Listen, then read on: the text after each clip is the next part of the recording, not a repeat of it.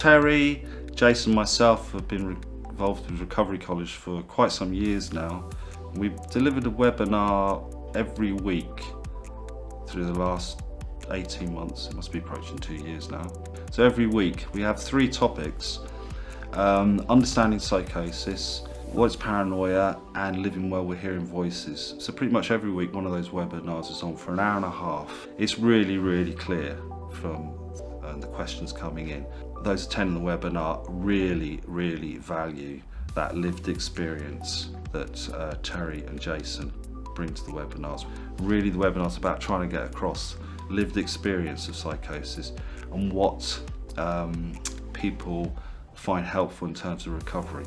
Now, having some people delivering the webinar who have the actual lived experience makes it so much more credible, so much more convincing than, say, myself. Hopefully my contribution's some value, but I know from the feedback, people often say, you know, Jason, Terry, that was great what you were saying. Jason will produce poetry, which he'll deliver on the webinar, which always goes down really well, and describes lived experience so much better than any slide or any theory is ever going to do. It's the therapeutic benefit of sharing stories, essentially. Sometimes our thoughts can lead to overthinking and bring what's not reality into existence.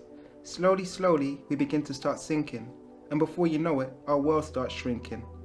Often that comes with a lot of pressure, with many people thinking it's easy to get better.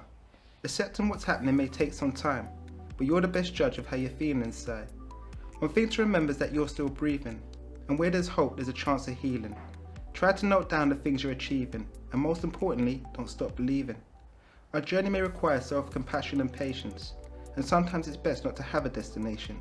It can feel like being on a train travelling through dark places, relieved and strengthened when we arrive at our stations.